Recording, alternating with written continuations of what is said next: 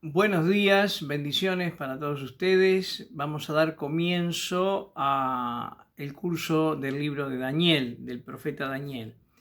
En primer lugar, ya recibieron ustedes un primer video con una introducción del contexto histórico y vamos a continuar con la introducción que tenemos en las notas. Antes, vamos a orar al Señor para que el Señor nos bendiga al enfrentar a su palabra, que la palabra de Dios pueda bendecirnos, fortalecernos, alumbrarnos.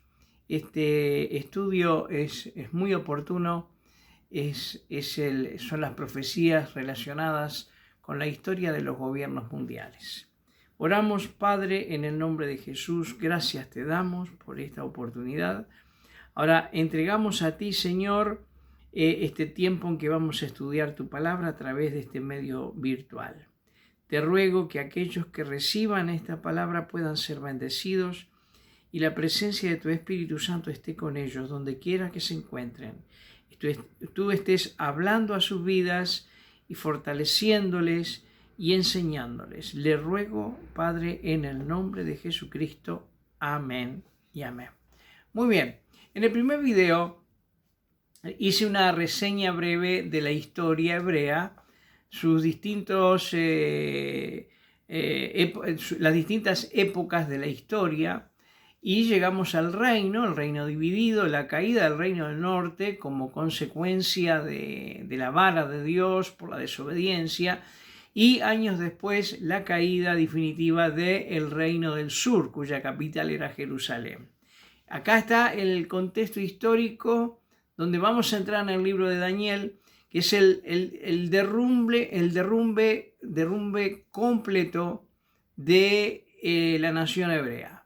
Lo que venía quedando era Jerusalén y el reino de Judá, pero finalmente cayeron como consecuencia de la desobediencia a la voz de los profetas, el llamado al arrepentimiento, dejar la idolatría. No lo hicieron, permanecieron en sus pecados y finalmente, tal cual lo anunciaron los profetas, vara de Dios, vendría la vara de Dios. Fue un juicio de Dios, consecuencia de la desobediencia. Así que en el reino del sur, va a ser invadido por el imperio caldeo, Nabucodonosor. 3 invasiones lo tienen ahí en sus notas, y en estas 3 invasiones quedó todo totalmente arrasado. Palacios, el templo fue también quemado, fueron llevados los utensilios de oro, los tesoros a Babilonia, los príncipes, y entre los príncipes tenemos ahí a Daniel y sus compañeros, y el resto de los hombres fueron llevados esclavos. Solamente quedaron en Jerusalén, en el reino del sur, los pobres para trabajar la tierra. Así que este es el contexto, y ahora vamos a pasar a las notas donde dice análisis de Daniel, para ver algunas cosas que son importantes, que nos van introduciendo un poco en el contenido profético. Dice el punto A, que ustedes ya deben tener sus notas ahí a mano. Punto A, importancia del libro. Punto A, provee el esqueleto básico de la historia judía gentil desde la época de Nabucodonosor hasta la segunda venida de Cristo. Este libro es sumamente importante por esto, porque Dios había puesto a la nación hebrea como representante del único y verdadero Dios. Ante el fracaso de la nación hebrea, Dios entregará a los gentiles el gobierno de la humanidad, siendo el imperio caldeo el primer imperio universal que controló las naciones del mundo. Y hay una sucesión de imperios que luego vamos a ver, y que esta historia o esqueleto de los gobiernos gentiles que se le entrega a los gentiles como consecuencia del fracaso del pueblo hebreo, culmina con la venida del Rey del Cielo, con la venida de Cristo. Así que es sumamente interesante el capítulo 2, porque nos brinda vamos a decir, como dice bien, el esqueleto de la historia de los gobiernos mundiales judío-gentil, terminando o culminando esta historia con el establecimiento del reinado de Cristo, el rey que viene del cielo. Viene a ser el quinto reino, pero el quinto reino viene del cielo. Este es un punto importante que hay que entender y que un detalle que me anticipo, en el capítulo 2 vamos a ver cómo, digamos, en qué momento llega el rey del cielo, el quinto reino, que está representado por la piedra, una piedra que descendió del cielo, y esa piedra desciende en la historia de los gobiernos gentiles en los pies, en el gobierno que está representado por los pies, que es el último gobierno de la historia, que es el gobierno actual. Quiere decir que este estudio para nosotros tiene muchísimas expectativas porque va a tratar sobre la segunda venida de Cristo. Como anticipo, cuando pasemos al Apocalipsis en el siguiente curso, el mes que viene, Dios mediante, el libro de Apocalipsis, si bien está lleno de juicios y catástrofes y todo este tipo de cosas, el tema central de Apocalipsis es la segunda venida de Cristo como Rey. Es la venida de Cristo como Rey que viene ya a tomar posesión, previo a una serie de juicios que vendrán sobre los reyes de la tierra y sobre toda la tierra. Bueno, entonces, volviendo a nuestro análisis, la importancia de este libro es que provee el esqueleto básico de la historia judía gentil desde la época de Nabucodonosor hasta la segunda venida de Cristo. Sus profecías, constituyen el fondo necesario para entender las enseñanzas proféticas del Señor poco antes de su muerte. Por ejemplo, Jesús habló de la abominación desoladora, de tiempos de angustia, con las nubes del cielo, términos que Jesús utilizó, y este libro nos ayuda a entender el significado de estas palabras. Bien, también proporciona la clave de la cronología profética en el libro Apocalipsis, ¿no? La visión de las 70 semanas, ahí tiene unos detalles, pero ahora lo vamos a pasar por alto. Después, cuando toquemos las 70 semanas, vamos a entrar en mayores detalles. Bueno, tiene más puntos que manifiestan la importancia que tiene este libro, que lo dejo para ustedes. La organización del libro. Ustedes tienen ahí los capítulos 1 al 6, son mayormente históricos. Daniel interpreta visiones, etc. Bueno, yo les mandé, para entiendo clarificar, les mandé unas copias que son estas. Ahora ustedes las van a ver invertidas, pero ustedes tienen esto y tienen esta, que es la división. Yo digamos, presento esta división para clarificar. Tenemos la primera división de los capítulos 2, 7 y 8. Capítulos 2, 7 y 8 son profecías sobre los gobiernos gentiles. Esa es la división y es lo que a nosotros nos interesa. Capítulos 2, 7 y 8 son profecías concernientes con los gobiernos gentiles. Los capítulos 1, 3, 4, 5 y 6 son relatos de sucesos históricos, pero no tienen contenido profético, sino relatan acontecimientos, la llegada, el capítulo 1 de los jóvenes a Babilonia, el rescate del horno de fuego, la locura de Nabucodonosor y su posterior conversión, Daniel en el foso de los leones. Son hechos históricos que ustedes leerán, y hay lecciones espirituales muy importantes, pero digamos no tienen un vínculo con asuntos proféticos. Por lo tanto, vamos a concentrarnos en los capítulos 2, 7 y 8. Y la otra división profética importante son los capítulos 9 a 12, donde encontramos profecías concernientes a Israel. Recuerde esto, capítulo 9 al 12 de Daniel son profecías relacionadas exclusivamente con Israel.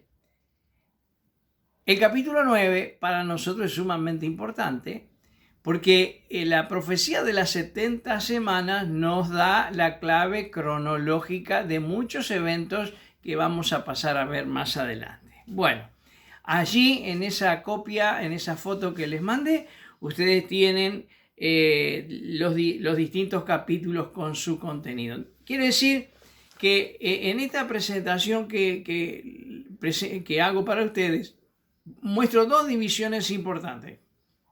Las profecías concernientes a los gobiernos gentiles, a los gobiernos humanos, y segundo, las profecías concernientes a Israel. Después hay otros asuntos que bueno, son importantes también. Bueno, aclarado esto, ustedes tienen una pregunta en el cuestionario. Bueno, pueden contestar tal cual está aquí: organización y unidad del libro. Bueno, dice, el libro despliega un plan evidentemente unificado. La imagen del capítulo 2 corresponde exactamente a la bestia del capítulo 7, o sea, están relacionados, por eso unimos capítulo 2, 7 y 8. El libro es genuino.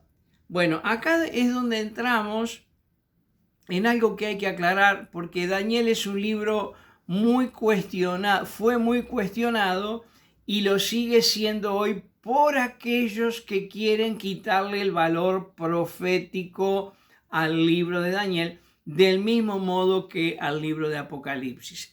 Los que quieren enseñar sobre segunda venida de Cristo y quieren incorporar otras ideas, otras enseñanzas, tienen que en primer lugar desvirtuar a Daniel como profeta y desvirtuar Apocalipsis como un libro profético. ¿Qué dicen estos maestros o bueno, los que predican estas cosas?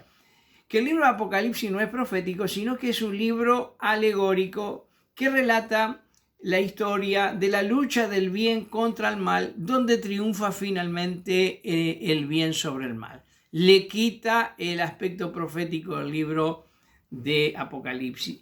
Y avanzan sobre Daniel diciendo que Daniel no es un libro profético porque, digamos,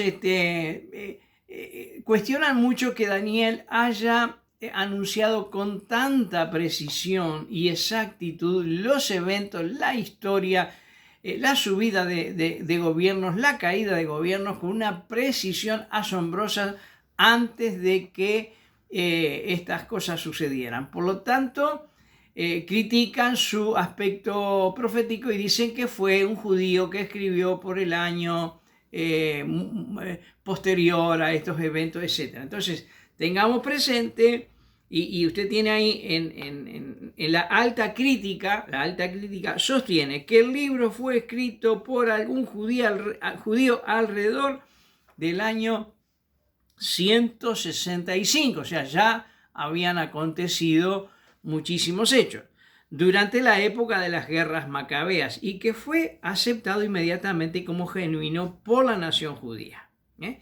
Bueno, la opinión tradicional es que Daniel escribió el libro en el 605 a.C. Esta opinión fue mantenida por judíos y cristianos sin excepción hasta que en el 250 a.C.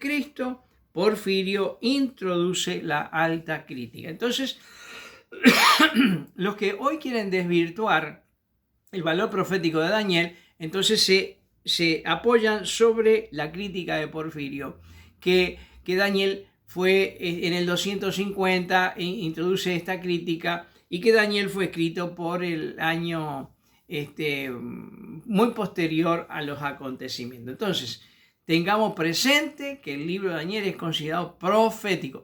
Ahora, pasemos a los siguientes datos. Evidencias positivas a favor de la opinión tradicional. Primero, el testimonio del libro. Y ustedes tienen aquí la respuesta a la pregunta número 2 de su cuestionario, que es el punto 1, 2 y 3. El testimonio del libro en sí.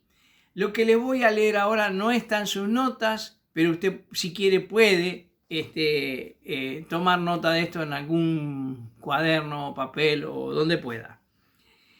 evidencia el testimonio del libro en sí. El estilo literario, que nosotros no podemos detectarlo porque leemos en español, el lenguaje, la forma de escribir, concuerda con la época hebreo-caldea. Es el lenguaje de la época, por ejemplo, en los capítulos 2, versículos 4 al 7, 28, se escribió en arameo y caldeo, idioma diplomático y comercial de la época. Naturalmente, los que conocen sobre los originales detectan estos detalles que hablan de que el libro fue escrito allá en el 600 por el idioma y por el estilo literario. Otro de las evidencias positivas en favor de Daniel es el testimonio de Cristo. Jesús hace mención reiteradas veces al profeta Daniel, y aquí ya tenemos palabra, digamos, prácticamente cerrada, de que no podemos poner en duda la autenticidad de Daniel como profeta. El libro estaba incluido en el canon del Antiguo Testamento, y el canon estaba reconocido en el periodo de los Macabeos. Bueno, vamos a pasar un poquitito más a el lugar de Daniel en el canon hebreo. Las divisiones en el canon hebreo, en las divisiones judías, primero son los libros de la ley, ¿no? Lo que nosotros llamamos el Pentateuco o la Torá en hebreo. Esos son los primeros 5 libros de la división. Luego viene la segunda división, son los profetas. Y aquí les paso un dato. Los profetas en el canon hebreo estaba dividido por los profetas anteriores, que estaba compuesto por Josué, jueces, Samuel y reyes, y los profetas posteriores, que están compuestos por Isaías, Jeremías, Ezequiel y los 12 profetas menores. Es distinto a nuestra división, pero en el canon hebreo los profetas se dividen en profetas anteriores y en profetas posteriores. Repito, los anteriores es Josué, jueces, Samuel y reyes. Y los posteriores tenemos a Isaías, Jeremías, Ezequiel y los 12 profetas menores. Y no está Daniel aquí en la división de los profetas. Pero tenemos a los escritos, la tercera división. Y en los escritos encontramos el libro de Daniel. O sea, ¿por qué en los escritos y no en la división de los profetas? Porque los hebreos consideraron profetas aquellos hombres que fueron los predicadores y los maestros del pueblo. Sin embargo, Daniel no tuvo contacto con el pueblo. Él no iba a predicar al pueblo ni a enseñar al pueblo como en el caso de Ezequiel, que vivía con la gente del pueblo. Daniel vivía en el palacio y fue un representante del pueblo hebreo ante los reyes, y fue considerado su intervención y sus escritos como inspirados por Dios. Por eso están en la división de los escritos como palabras inspiradas y dirigidas por Dios. Con esto entonces cerramos el hecho de que, bueno, Daniel está dentro del canon hebreo, y quiere decir que sus escritos han sido considerados inspirados. La alta crítica y los malintencionados de nuestra época, que quieren establecer la segunda venida de Cristo con otras ideas, necesariamente tienen que descartar al libro de Daniel como un libro profético, del mismo modo que el libro de Apocalipsis. Espero les haya quedado claro este asunto, este tema. Bueno, tenemos ya que entrar al siguiente tema, Daniel en el palacio del rey. Y ahí tiene el sitio, caída, las 3 invasiones, en el año 606, en el año 598 y en el año 588, y con esto fue el final, ¿no?, de todo. Quiero agregar, ustedes lo pueden ver, mirar las citas y ver todos los sucesos. Quiero agregar que esta fue la mayor catástrofe experimentada por la nación hebrea, porque lo perdieron todo: el templo, los palacios, todo, absolutamente todo. Pero algo asombroso es la visión que tiene Ezequiel en el capítulo 10, donde él ve cuando la gloria de Dios asciende al cielo. Cuando nosotros hablamos de la gloria de Dios, la presencia de Dios que se manifestó a los hebreos allá en Egipto, cuando los sacó de Egipto, la nube de la presencia de Dios los acompañaba, les dirigía el camino. Aún en los tiempos de fracaso, de rebeldía, la nube de la presencia de Dios estuvo con ellos. En los tiempos de la conquista, la presencia de Dios estuvo con ellos. Cuando Salomón construyó el templo, la gloria de Dios llenó el templo. O sea, la presencia y la gloria de Dios estuvo acompañando a lo largo de toda la historia hebrea, desde que salieron de Egipto hasta que se establecieron como reino. Estuvo con ellos, acompañándole aún en los tiempos de desobediencia y rebeldía. Pero aquí hay una cosa importantísima. Ezequiel ve cómo esa gloria se va al cielo. Y acá quedamos en un punto que lo dejo para que ustedes piensen. El mundo de aquel entonces conocería a Dios por medio de esta nación. La gloria de Dios se manifestó a las naciones del mundo a través de esta nación, pero esta nación fracasó. Ahora la gloria de Dios ascendió al cielo. El mundo está en absoluta oscuridad y en apariencia sin posibilidades de poder conocer al único y verdadero Dios. La nación, el pueblo que fue escogido por Dios para esta misión, ¿en qué condiciones está? En una situación humillante. Son esclavos, han perdido todo y están viviendo la más tremenda vergüenza que un pueblo puede sufrir. Así que este es el cuadro, un cuadro horrible, y es en este cuadro en que llegamos al capítulo 1 del libro de Daniel, donde encontramos la llegada de estos jóvenes en un marco espantoso, una ciudad corrompida, idólatra. Y acá tenemos el capítulo 1, que ustedes lo van a leer y se van a encontrar con unos jóvenes que toman una decisión importante: no contaminarse con la comida del rey. Y esto era de mucho riesgo. Ustedes lo van a leer, van a ver las notas, hallaron gracia delante del que los cuidaba y